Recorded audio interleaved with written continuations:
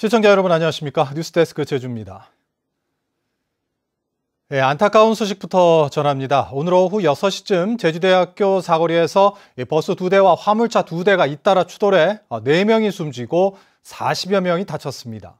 사고 현장 연결해 자세한 내용 알아보겠습니다. 박성동 기자, 현재 상황 어떻습니까? 네, 저는 지금 사고 현장인 제주대학교 앞 사거리에 나와 있습니다. 현재 사고 수습은 대부분 마무리되어 가지만 사고 차량들이 남긴 잔해들은 주변에 그대로 남아있는 모습입니다. 사고가 난 시각은 오늘 오후 6시쯤입니다. 한라산에서 제주 시내 방향으로 제주대 앞 사거리를 지난 지점에서 버스 2대와 화물차 2대가 잇따라 부딪혔습니다. 사고 충격으로 버스 한 대는 가드레일을 뚫고 넘어가 3m 아래로 추락했습니다.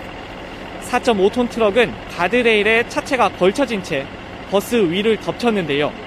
짐을 싣고 가던 1톤 트럭은 앞면이 완전히 찌그러졌습니다. 소방과 경찰은 크레인을 동원해 사고 차량을 옮겼습니다. 이 사고로 버스에 타고 있던 승객 등 4명이 숨지고 나머지 버스와 트럭 운전자 등 40여 명이 크고 작은 부상을 입어 제주 시내 병원으로 이송됐습니다. 사고 직후 차량에서 빠져나온 부상자들은 망연자실한 채 도로 여기저기에 주저앉았는데요. 경찰은 내리막길을 달리던 4.5톤 화물차가 신호 대기 중이던 버스 2대와 1톤 화물차를 잇따라 들이받은 것으로 보고 있습니다. 지금까지 사고 현장에서 MBC 뉴스 박성동입니다. 이달 1일부터 만 75세 이상의 고령층에 대한 백신 접종이 시작된 데 이어 오늘부터는 주간보호센터와 같은 노인시설 입소자와 종사자에 대한 접종이 시작됐습니다. 하지만 백신 물량이 더디게 확보되면서 서귀포 지역은 아직 접종을 시작하지도 못하는 등 접종 계획에 차질이 생기는 것 아니냐 하는 우려가 나오고 있습니다. 김항석 기자입니다. 휠체어를 탄 어르신들이 예방접종센터로 들어옵니다. 발열 확인과 의료진의 예진을 거친 뒤 백신을 접종합니다. 집단 감염 우려가 큰 주간보호센터 등 노인시설 입소자와 종사자 2천여 명 가운데 접종에 동의한 1,500명을 대상으로 접종이 시작된 겁니다. 아무래도 코로나 접종 백신을 맞다 보니까 마음적으로 안정이 돼서 이제 이렇게 다른 이렇게 접촉을 하더라도 좀 안심이 좀 돼서 올해부터는 특수교사와 보건교사 등 700여 명을 대상으로 아스트라제네카 백신 접종도 시작됩니다. 하지만 이들을 위한 백신이 추가 확보되지 않아 제주도는 2차 접종을 위해 보건소에 보관 중인 아스트라제네카 백신을 접종하기로 했습니다. 결국 지난 2월 아스트라제네카 백신 1차 접종만 실시한 대상자들의 2차 접종 물량이 부족하게 된 상황. 1차 접종 후 최장 12주 안에 2차 접종을 실시해야 해 방역당국은 백신 확보에 비상이 걸렸습니다. 백신이 제 시기에 도착 안 됐을 경우에 도민들이 불만이 좀 가중될 수 있기 때문에 접종했던 남은 백신에 대해서는 빨리 회수해서 다른 그 순서대로 해가지고 접종할 계획입니다. 제주도는 오는 11월까지 접종 대상의 70%인 40만 명에게 백신을 접종해 집단 면역을 형성한다는 계획입니다. 목표대로 추진하려면 한 달 평균 5만 명에게 백신을 접종해야 하는데 이달 현재 확보된 백신은 3만 2천 회분뿐. 백신 접종자 수는 12,000여 명으로 전체 접종 대상자의 3% 수준에 머무는 가운데 제주도는 정부의 물량 할당만 기다리고 있습니다. 그 명단을 가지고 있으니까 숫자를 맞춰서 드리는 거죠. 전체 인구 비례해서 아마 배분을 하게 될 예정이고. 특히 백신 추가 물량이 확보되지 못해 서귀포 지역의 백신 접종은 다음 달부터로 예정보다 한 달이나 늦어지면서 제주도의 집단 면역 형성 계획에도 차질이 생기는 것 아니냐는 우려가 커지고 있습니다. MBC 뉴스 김항섭입니다. 아파트와 빌라 주민들에게 세금을 매기는 기준이 되는 공동주택 공시가격이 잘못됐다며 원희룡 제주도지사가 어제 자체 조사 결과를 발표했는데요. 국토교통부가 적정하게 산정했다며 반박하자 제주도가 적반하장이라며 재반박하면서 양측이 정면 충돌하고 있습니다. 조인호 기자입니다. 공시가격이 잘못된 대표적인 사례로 제주도가 제시한 아파트입니다. 같은 동 안에서도 면적이 85제곱미터인 라인은 공시가격을 지난해보다 6.8% 올리고 133제곱미터인 라인은 11.5% 내리는 바람에 논란이 일었습니다. 국토교통부는 해명 자료에서 85제곱미터의 지난해 실거래가는 재작년보다 올랐고 133제곱미터는 재작년보다 내려서 공시가격에 그대로 반영했다고 밝혔습니다.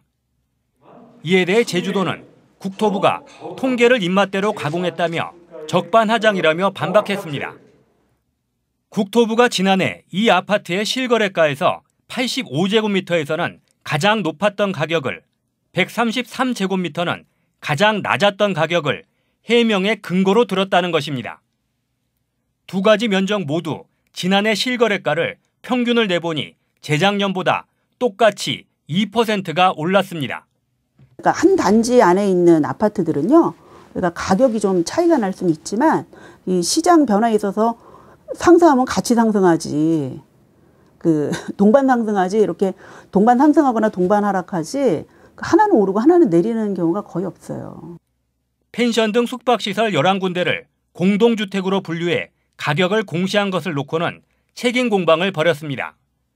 국토부는 지자체가 작성한 공부에 공동주택으로 등재돼 가격을 공시했다며 불법 숙박시설이면 지자체가 단속하라고 요구했지만 제주도는 국토부가 자체 지침에도 현장 조사를 해서 숙박시설은 제외하도록 해놓고선 현장 조사도 안 하고 책임을 떠넘긴다고 반박했습니다. 그렇게 모든 것을 지자체한테 떠넘기고 왜 공동주택 조사 산정 업무에 관련된 예산은 국토부와 한국부동산원이 가져갑니까? 그렇게 엑셀 가지고 대충 할 거면. 그럼 그거 지자체로 줘야죠.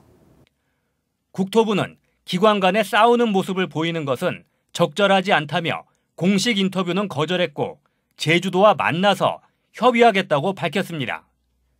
국토부는 오는 29일 공동주택 공시가격을 공시할 예정이지만 논란이 확산되면서 집주인들의 이의 신청이 잇따를 것으로 보입니다.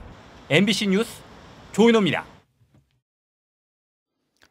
제주도가 제2공항 예정지에 대한 부동산 투기 의혹을 조사하고 관련 명단을 제주도 감사위원회에 제출했습니다. 제주도는 공로 연수나 파견 중인 공무원을 제외한 6,800여 명을 대상으로 지난 2014년부터 1년 동안 실거래 신고 자료와 비교 분석해 동명인을 추출하는 방식으로 대상자를 찾아내 감사위원회에 세부 조사를 의뢰했습니다. 감사위는 제2공항 입지가 발표된 2015년 11월 15일 이전에 소위 투기성으로 토지를 구입했는지 여부를 가릴 방침입니다.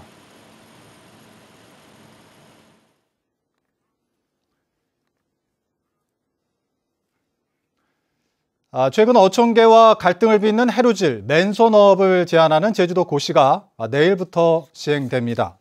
해당 고시에는 맨손업인으로 신고를 했더라도 잠수업 행위는 할 수 없고 해가 진 뒤 30분부터 해 뜨기 30분 전까지 어업을 금지하며 소라나 해삼 등 어촌계가 관리하거나 조성한 수산물을 잡지 못하도록 한 내용이 담겼습니다.